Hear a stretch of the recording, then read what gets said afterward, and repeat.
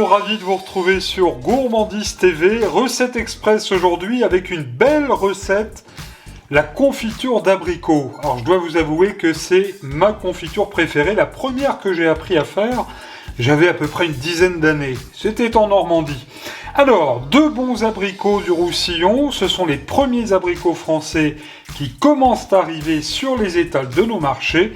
Et je suis en train de les préparer. Alors, la liste des ingrédients dans un instant, mais regardez, c'est très simple. Vous prenez votre abricot que vous coupez comme ceci en deux. Ensuite, on va le recouper comme ça en deux. On va retirer évidemment le noyau. Et puis, il peut arriver que vous ayez des petits morceaux de bois, là, comme ça, de la queue de l'abricot. Eh bien, vous l'enlevez, bien évidemment. Tout de suite, la liste des ingrédients.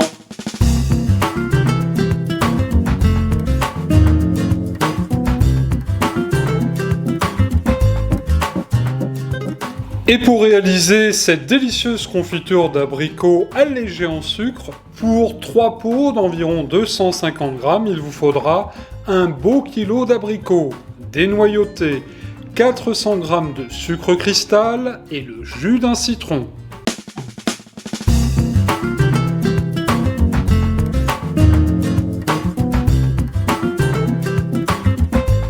Retour en cuisine, mon bon kilo d'abricots est dénoyauté.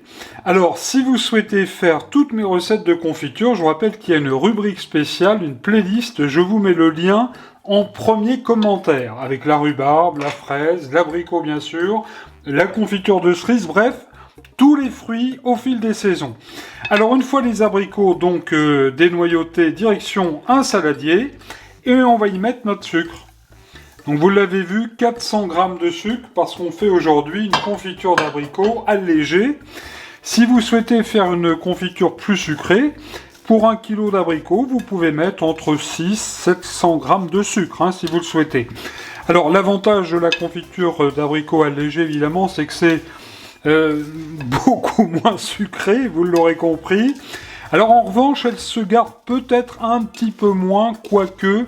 Et pour conserver vos confitures d'abricots, ou les autres confitures d'ailleurs, eh bien je vous conseille de les mettre dans un placard, à l'abri de la lumière, et surtout dans un endroit qui est bien sec et à l'abri de la lumière.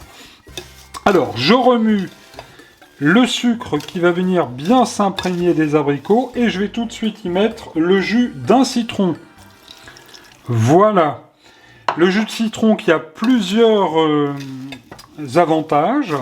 D'abord, c'est un antiseptique. Il va donc bien conserver la confiture. Ça va l'aider à conserver. Il va exhauster les goûts. Et puis surtout, le jus de citron, va amener de la pectine. La pectine qui va aider à faire gélifier votre confiture. Voilà. Alors, on va bien remuer tout ça. Vous voyez, ça commence à former déjà un joli sirop. Voilà, là c'est parfait. Et comme à notre habitude, si vous êtes fidèle à Gourmandise TV et aux recettes de confiture, vous le savez, on va tout de suite recouvrir d'un linge et on va laisser macérer nos fruits pendant 1 heure.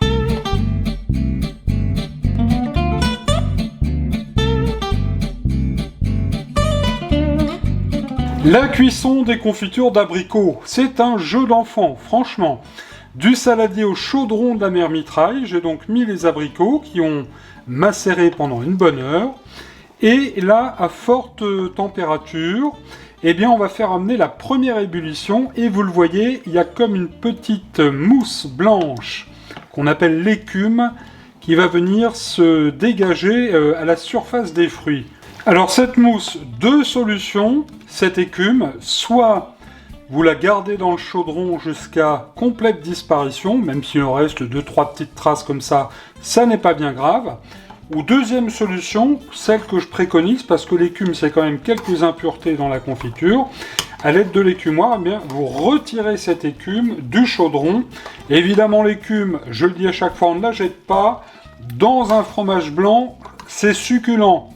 Alors une fois le plus gros de l'écume débarrassé de la confiture, du chaudron, avec la cuillère en bois, surtout, on remue tout le temps la confiture dans le chaudron pour ne pas qu'elle colle et qu'elle accroche au chaudron. Vous voyez, on fait une sorte de 8.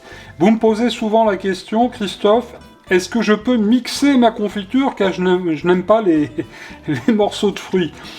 Pour moi, je vais tout vous dire, c'est un sacrilège. J'adore, en ce qui me concerne, les morceaux de fruits dans la confiture, mais après, cela dit, vous pouvez le faire à la fin de la cuisson. Vous pouvez passer un petit coup de mixeur si vous le souhaitez. Personnellement, je préfère la confiture traditionnelle telle que faisait cela la mère Mitraille dans les années 40, avec de bons morceaux de fruits. La confiture, c'est très simple, c'est des fruits, du sucre cristallisé, c'est important, pas autre chose, sinon ça ne donne pas le même goût. Et puis, du jus de citron. Et surtout, ingrédient mystère, et là il en faut, c'est beaucoup d'amour. La cuisson se poursuit, alors j'ai baissé un petit peu le feu quand même sur la fin de la cuisson. Alors regardez, il y a de la buée, c'est normal. Regardez, les petites bulles là commencent à apparaître à la surface, ça fait des... Ce qui est tout à fait normal, ça veut dire que notre confiture est bientôt prête.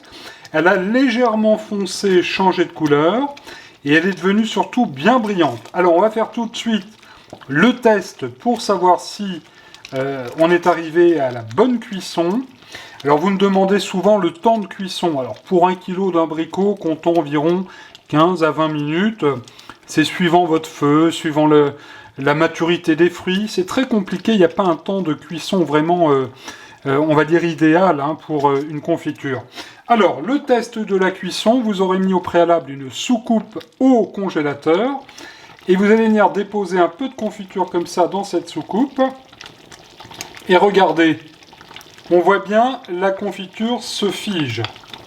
Donc ça veut dire qu'elle est parfaite. Autre test de cuisson, à l'aide d'une cuillère, hop, je trempe ma cuillère dans la confiture, et je fais comme pour la crème pâtissière, vous voyez, je forme un trait, ce qu'on appelle le contrôle à la nappe. La confiture ne coule plus, on va pouvoir la mettre en pot.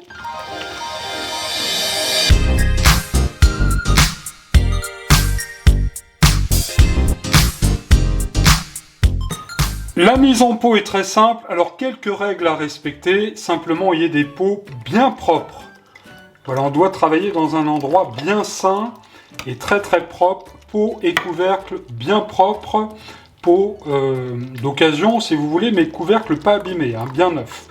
Et là on vient remplir à l'aide de l'entonnoir de la mère Mitraille, que le monde entier nous envie, je sais, mais c'est un modèle unique. Et bien on vient remplir le pot de confiture.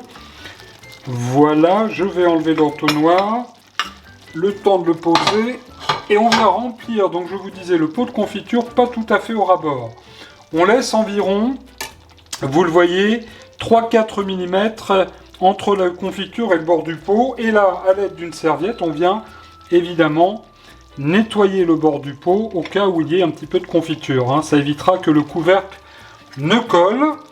Et là, couvercle bien propre, on va venir le visser, bien le serrer et tout de suite retourner le pot de confiture.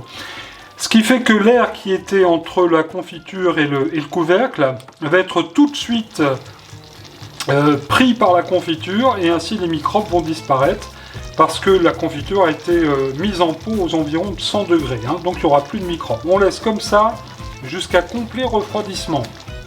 Alors avant de nous quitter, chers amis, un dernier petit conseil, soyez patients, la confiture c'est comme le bon vin, ça travaille dans le pot. Minimum un petit mois, à l'abri de la lumière et au sec, et vous allez pouvoir déguster ces bonnes confitures avec une bonne brioche ou une tartine de pain grillé avec du beurre. Je vous souhaite un bon régal, on se retrouve vendredi pour Recette Week-end sur Gourmandise TV.